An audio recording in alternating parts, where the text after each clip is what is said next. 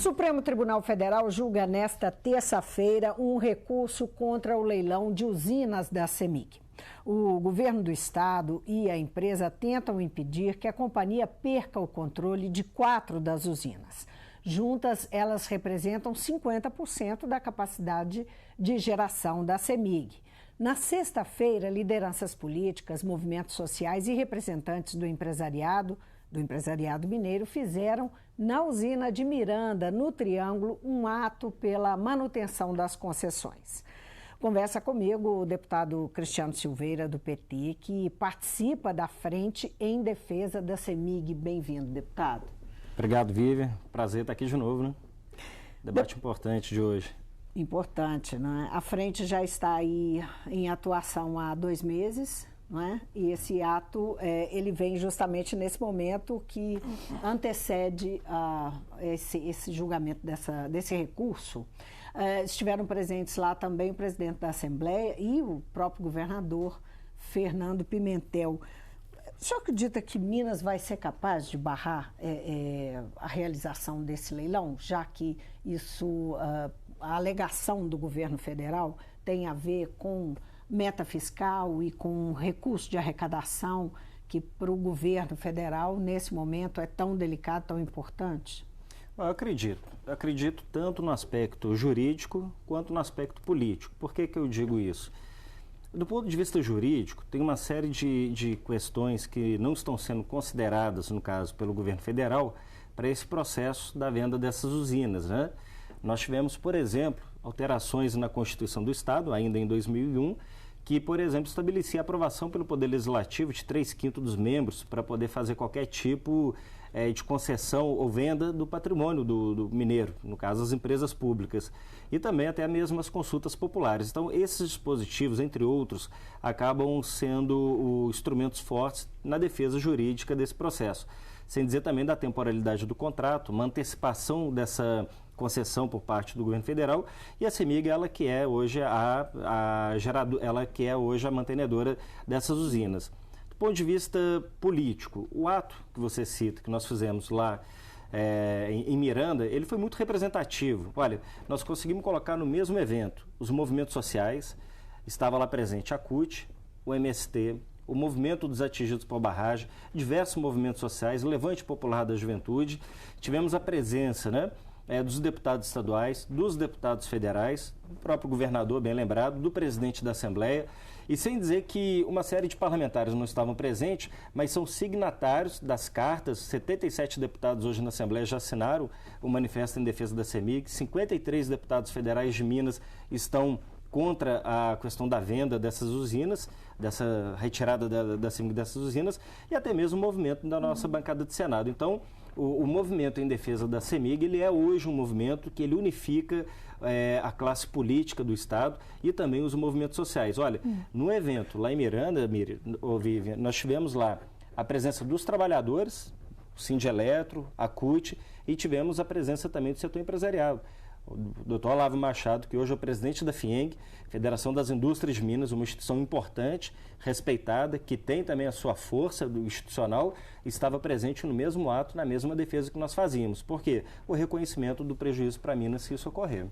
É um prejuízo também para o consumidor. É um prejuízo econômico, mas tem sido colocado que é um prejuízo para o consumidor também, que isso afetaria o consumidor. Em que medida afetaria? Bom, há uma discussão sobre isso, né? Nós temos análises que sinalizam que o custo da energia em Minas Gerais poderia aumentar em até 3 vezes, né? Em que circunstâncias? Eu penso que a base se o leilão for realizado. Se o leilão for realizado e você estabelece, por exemplo, um valor de investimento para aquisição dessas usinas, nós estamos falando de 11 a 12 bilhões de reais, considerando o prazo que você tem desta concessão e o valor que você vai investir para poder fazer essas aquisições, você tem que fazer uma recomposição para poder ter o ganho. Então, eu creio que ninguém vai fazer o investimento que seja para dentro do período da concessão não poder ter o retorno não só, né, da aquisição, quanto também da manutenção e investimento que se for necessário. Agora, por outro lado, há também um outro prejuízo que o cidadão sai perdendo, que não é só o que ele pode pagar na conta de luz, mas o que ele já pagou ao longo dos anos, que está lá, que estabeleceu e consolidou os investimentos nessas usinas, e que isso vai ser entregue para o setor privado. Deixa de ser um patrimônio do público, né? A CEMIG é uma empresa pública, apesar de ter ações nas bolsas de valores de Londres, de Nova York, tem o seu capital aberto, mas ela majoritariamente é administrada pelo governo, né? Deputado, só para a gente entender melhor, porque há um caminho judicial, mas há também um caminho de negociação. Sim. O presidente da CEMIG, Bernardo Alvarenga, faz referência, inclusive, está nos jornais dessa terça-feira, a perspectiva de captação de 11 bi em empréstimos para que a CEMIG possa entrar no leilão e ter algum tipo de vantagem em relação aos outros participantes desse leilão. Com 11 bi, conseguir arrematar de volta as usinas, ficar com as usinas. Como é que é essa história realmente? E a CEMIG tem condição dessa captação? Tem condição de fazer essa captação? A CEMIG está endividada, está com problemas financeiros. A CEMIG é uma empresa muito interessante do ponto de vista do seu desempenho econômico. No momento, e nós temos sazonalidades nas empresas que operam, né? Tanto no setor de energia quanto em outros setores, setor primário, enfim, é natural que haja sazonalidades, mas ela, em via de regra, se você fizer uma análise histórica do desempenho financeiro da CEMIG, é uma empresa muito interessante. É por isso que ela teve, volto a dizer, suas ações ofertadas em bolsas importantes, né? E você sabe que os corretores de valores imobiliários, eles analisam isso antes de permitir que as empresas possam se lançar nesse tipo de mercado. A CEMIG tem também capacidade de poder buscar esse recurso. O que ela precisa é que o governo estabeleça condições razoáveis, vamos chamar assim, e que lhe dê a preferência nessa aquisição. Isso hoje não está acertado ainda, essa preferência. A CEMIG teria hoje possibilidade, ela já tem uma capacidade de desembolso de um pouco mais de 2 bilhões, teria que buscar em torno de 9 bilhões e alguma coisa. Eu não acho que é coisa do outro mundo para a CEMIG, até mesmo porque você tem hoje a própria Codemig, pode ser uma empresa parceira numa composição de carteira, outras empresas têm um interesse. Então há a possibilidade de ter um sócio para fazer isso. Exatamente, a CEMIG pode compor um mix para poder ter esse recurso, ou nas condições de pagamento, um prazo mais estendido, né? Ela também teria condição de absorver o impacto dessa aquisição. Então, eu acho isso é um acordo que está sendo costurado, ele não está definido. Essa seria uma saída política, né? Volto a dizer, juridicamente há questionamentos sobre o processo de leilão acontecer neste momento, e há questionamentos também de como o processo se dá sem respeitar, sem observar dispositivos legais, como voltei a dizer, estabelecido até na Constituição do Estado. Do outro lado, se houver uma negociação, né, e negociações para o mundo jurídico, elas sobrepõem a legislação se as partes assim entenderem, a CEMIG faz, em último caso, uma oferta de adquirir preferencialmente as usinas, mas para isso ela teria que ter uma condição diferenciada. Aí o governo federal, muito apertado financeiramente, está anunciando, né, qual que vai ser o déficit fiscal, um déficit horroroso, em torno de 160 bilhões, aí fica apertado para poder fazer dinheiro. Nesse sentido, as usinas da CEMIG passaram a ser um alvo, né? Agora, só para terminar de esclarecer a questão de aumento para o consumidor. Aí, Bernardo Alvarenga disse que, com base nessa, se conseguir esse acordo, o aumento seria de 3% a 4% só. Não é? Quer dizer, 3% a 4% só do aumento na conta de energia nunca é bom. Mas, em relação a triplicar a conta, é isso? Se houver um acordo e a CEMIG conseguir arrematar, seria um percentual nessa linha? Só para esclarecer, porque isso não ficou muito claro. Talvez a CEMIG precisa fazer uma recomposição, né, do valor do custo da energia no sentido de cumprir com a obrigação da aquisição junto ao governo federal. Agora, isso, pelos cálculos que nós temos lido, seria infinitamente ainda mais vantajoso para o cidadão do que a venda para uma empresa 100% privada. Uma empresa de economia mista, tudo bem, ela tem que dar uma resposta aos acionistas, mas ela majoritariamente ela é de interesse e função pública. Atende os seus acionistas, mas o sócio majoritário é o governo. Então, ela sempre vai estar cumprindo uma função pública. Uma empresa que passa, então, a ser 100% privada, e nós estamos falando de alguém que passa a operar 50% da capacidade geradora da CEMIG, esse é 100% do lucro. Lucro para seus acionistas, lucro para o mercado, não tem que cumprir função social. A CEMIG cumpre uma série de funções sociais, que vai desde projetos socioambientais até a área cultural, né, sem dizer do retorno que dá aí nos investimentos e manutenção da sua rede. A empresa privada não, aí, meu amigo, só Deus sabe o que pode sair disso, né? Agora, deputado, qual que é a efetividade da pressão? Não é? O senhor falou que os 53 deputados da bancada federal, que tem deputados federais de diversos partidos que são aliados do governo federal, outros que são aliados do governo do estado aqui, né? Mas são 53 deputados. Qual que é o poder de pressão que pode ter, a efetividade dessa pressão sobre o governo federal? E claro que eles não estão sozinhos nisso, tem os deputados estaduais, os deputados aqui da casa e o próprio governo do estado, enfim, e o empresariado de Minas, mas os deputados federais, eles têm uma relação de executivo com legislativo direto e que envolve todos os interesses do governo no legislativo, não é? Enfim, a pergunta é essa. Eles têm condição de fazer pressão? 53? Acredito que sim. É um número significativo, né, de votos dentro do parlamento que interessa a qualquer governo. O governo, por uma série de ações que ele tem adotado, vamos pegar a agenda política deste governo. PEC 55, que é a emenda constitucional 95, congela os gastos por 20 anos. Isso tem desgaste para o parlamentar. Teto de gastos. Teto de gastos. Eles chamam de teto de gastos, que soa bonito, né? Porque o povo acha que o governo é muito gastão, gasta demais, gasta errado.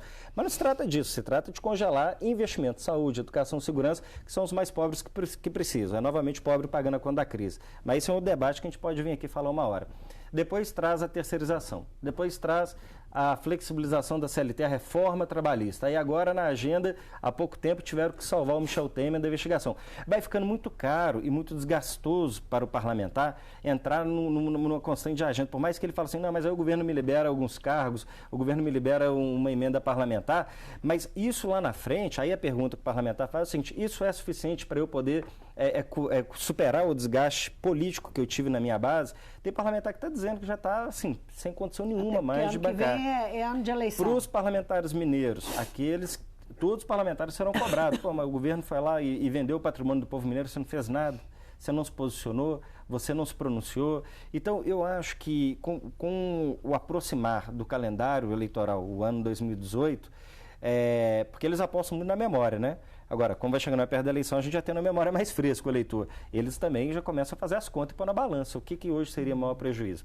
Eu quero acreditar que não é só por isso. Eu quero acreditar que há um convencimento claro de todos que estão neste movimento da importância do papel da CEMIG para Minas Gerais, para o Brasil. Quero acreditar que é isso. Mas não posso deixar de dizer que, pragmaticamente falando, tem parlamentar, tem deputado que vai fazer essa conta também, do desgaste. Vamos dizer que o Supremo rejeite o recurso, não é? Enfim, derrote o pleito da CEMIG. Qual que é o caminho? Que caminho essa frente em defesa da CEMIG toma em seguida? Continua essa negociação, essa tentativa de acordo? O que mais é possível fazer judicialmente? Tem que esperar a decisão, né? Saber o que é que nós vamos ter da decisão. Depois é pensar o próximo passo. É muito difícil dizer, olha, então o próximo passo... nós não descartamos, como nós colocamos aqui, que a própria CEMIG ela participe do processo de renovação dessa concessão das usinas em outras condições. Então, acho que o movimento que nós fazemos, tanto aqui da comissão, com as bancadas, federal e no Senado, seria, né, no caso da derrota na Justiça, um movimento político de criar a melhor condição administrativa para a CEMIG adquirir essas empresas. Isso não é anormal na esfera da administração pública. Nós temos uma série, por exemplo, de banco público que não participa de licitação e as prefeituras, quando querem, por exemplo, negociar suas folhas, podem negociar direto com o banco. Então, isso é possível, né? Então, a CEMIG, mas ela precisaria que o governo estabelecesse no seu edital uma condição diferenciada para aquisição preferencial da empresa. Agora, deputado, o senhor fez a menção aí às bancadas, né, daqui, federal, de deputados, e também ao Senado, né, que nós temos 3 senadores tucanos. O Senado, os senadores tucanos estão fechados. O senador Aécio Neves deu uma declaração de apoio, disse que ia conversar com o Temer sobre o assunto, mas ele não participou desse ato. Em que medida a oposição está, de fato, envolvida nessa defesa, né, de que não haja o leilão, em defesa da CEMIG? tanto aqui na casa quanto em nível federal? Não, dos nossos 3 senadores, pelo menos 2 foram governadores, né? Então eu acho que é até uma obrigação moral em defesa do patrimônio, em defesa da CEMIG. Agora nós temos que lembrar que em 2012, né, e os senadores, o senador Aécio Neves governava Minas Gerais, o senador Anastasia foi governador de Minas Gerais. Em 2012, a presidenta Dilma ofertou a possibilidade da renovação das concessões. É interessante, quem não conhece essa história... E aí eu tenho que resgatar isso. Tudo começa em 2012. Exatamente. E foi um momento também que ali se aplicaria uma redução nas tarifas de energia. São Paulo, Paraná, Minas Gerais, parece que Mato Grosso, estados que não aderiram... Goiás, correto. Não aderiram a este programa, a este processo, então, do governo federal, que, entre outras coisas, garantia ali a renovação dessas concessões. Como Minas não participou, hoje nós estamos com esse imbróglio em curso. Se tivesse participado, assinado na época, o que era bom para o consumidor e também a interesse do Estado, nós não estaríamos passando por isso. Então, acho que eles acabam tendo, inclusive, uma obrigação moral com o povo mineiro, ajudando a impedir que a CEMIG seja entregue, as usinas sejam entregues. Temos que lembrar esse histórico. Mas eles fazem um raciocínio contrário, né? Que a presidente Dilma, a ex-presidente Dilma, que criou um problema que, desde o princípio, os governos tucanos foram contra, né, essa mudança de regras. Eles se apoiaram em contratos que tinham desde 97, que isso é a origem do problema, uma decisão, né, do ponto de vista deles, uma decisão equivocada do governo federal. Não. Quer dizer, virou um embate político, a questão da CEMIG. O pano de fundo ali era o quê? Uma disputa para o enfraquecimento da presidenta Dilma, né? Já com vistas em 2014. Por que só os governadores do PSDB? Por que dos 26 estados só os 4 não aderiram? Então, né, é evidente que tinha outros que não eram tão relevantes, vamos dizer assim, mas ali tem uma situação que teria sido diferente? Se tivesse aderido, qual seria o cenário? Teria, porque a gente ainda estaria com os contratos em vigor por um prazo maior. Essa discussão não estaria presente porque, na perspectiva da finalização do contrato das concessões, o governo federal, na sanha arrecadadora, vai e lança esse processo, né? Ainda que o contrato não tenha se expirado. Então, eu penso que tem que ter uma outra saída. Volto a dizer, a CEMIG ela é estratégica do ponto de vista da arrecadação para o Estado, da oferta de energia de qualidade, da universalização, porque mesmo depois do fim do programa Luz para Todos, da participação do governo federal, ela continua universalizando, continua operando o programa. Ela tem uma função de caráter sociocultural, ambiental no Estado, que é muito relevante. Então, eu penso que seria uma grande perda para Minas Gerais. O nosso Estado ele não pode se enfraquecer, né, na sua competitividade, na sua presença política, econômica, e isso seria muito ruim para nós. O próprio setor empresarial, por que então a FIENG ela se posiciona? É que ela sabe que os custos de produção poderão aumentar numa perspectiva de uma empresa privada. A CEMIG hoje ela consegue estabelecer condições diferenciadas, né, para o setor produtivo. E isso nós não temos. Hoje, não sei se você sabe, mas dependendo do segmento, a energia ela é mais barata para o setor produtivo que o próprio consumo residencial. Isso é até motivo de crítica. Crítica, e eu mesmo já bati várias vezes nisso, mas eu estou dizendo. Mas, por outro lado, isso estabelece e cria condição de competitividade no setor produtivo de Minas. Então, nós precisamos ter essa unidade nesse momento. Por mais que tenhamos divergências sobre vários aspectos, eu volto a dizer, acho que o ato que nós fizemos foi muito expressivo. Assinaturas nos documentos, nos manifestos tem sido fundamental. Foi criada também a frente parlamentar no Congresso Nacional que tem feito essa defesa da CEMIG e, acima de tudo, né, defesa do cidadão mineiro, né, que é quem vai pagar a conta se ocorrer o leilão, em nossa opinião. Alguém pode ter uma visão divergente, mas a análise que nós fazemos é essa. Próximo passo, então, tem que aguardar a decisão dessa quarta-feira no Supremo Tribunal Federal. Essa decisão... Passo da frente. Ela pode refletir nas outras ações, ou como ela pode acabar enterrando a perspectiva de vitórias no campo jurídico. Então, aí, a caminhada política ela seria, então, mais consistente, né, daqui para frente, para a gente tentar essa reversão. Deputado, então vamos aguardar, né, a decisão do Supremo. Muitíssimo obrigada pela presença. Imagina, estamos à disposição. Eu conversei com o deputado estadual Cristiano Silveira, do PT. Ele integra a Frente Mineira em defesa da CEMIG. um movimento que foi criado há cerca de 2 meses para questionar os leilões que estão programados para o final de setembro, leilões de 4 usinas, especificamente 3 estão sendo questionadas na Justiça, mas são 4 usinas que representam 50% da geração de energia da companhia e que são muito importantes para tanto a economia do Estado como para o interesse do consumidor. O Mundo Político fica por aqui. Obrigada por nos acompanhar e até o próximo programa.